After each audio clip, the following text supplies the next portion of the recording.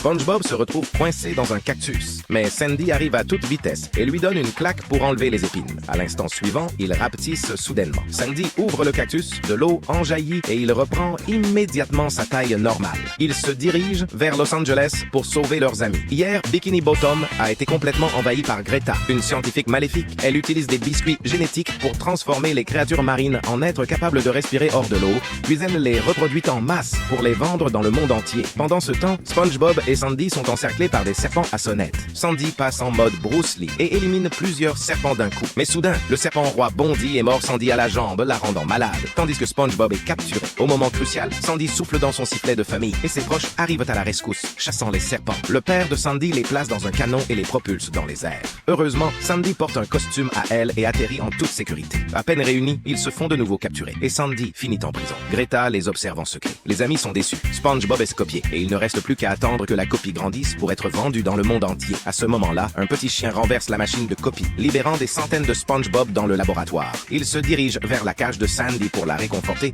lui disant de ne pas se sentir coupable. Sandy reprend courage, s'échappe de sa cellule et assomme Greta d'un coup. Elle grimpe sur son dos et arrache les fils électriques. Greta se précipite contre un aquarium et sa tête tombe directement dans la gueule d'un poisson géant. Krabs donne un coup de pied à un mini SpongeBob. En empilant plusieurs petits, ils arrivent à former un plus grand. Il comprend qu'en rassemblant toutes les copies, SpongeBob peut revenir à la normale. Ensemble, ils réussissent enfin. Je suis de retour.